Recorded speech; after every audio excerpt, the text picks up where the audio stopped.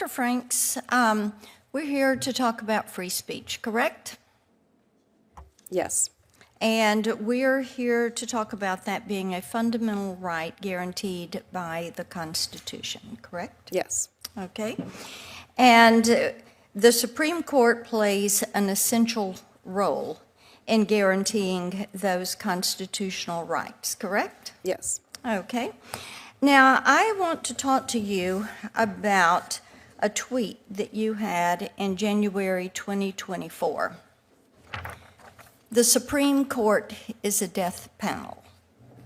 Is that your opinion? In the context of this hearing, I think it is important to emphasize why I am here, which is to talk about my views on the First Amendment. No. Understanding of the That's not doctrine. what I asked you.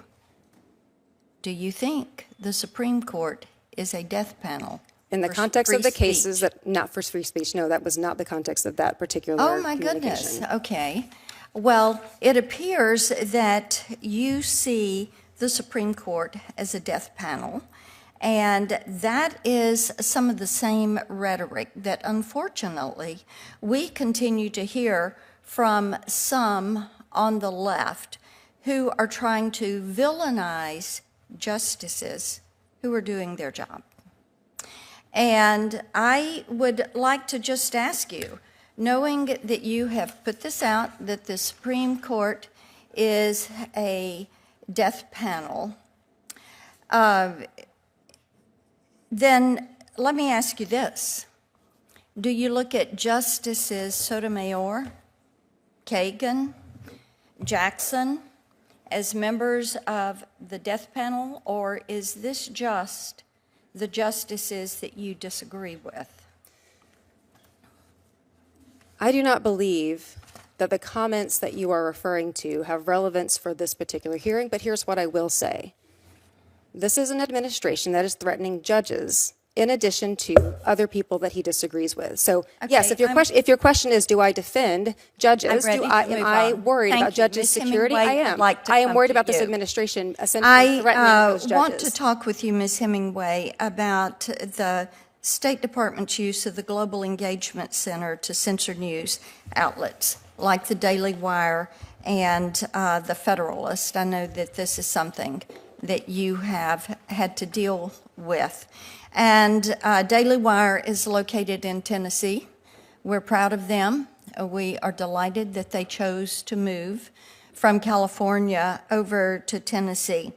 And it is my understanding that the Global Engagement Center was created to counter messaging from bad actors, including terrorist groups, but the Biden administration weaponized it to silence conservative groups. And what has the censorship, I call it the censorship industrial complex, what do you think they're trying to hide when it targets outlets like the Federalist and the Daily Wire?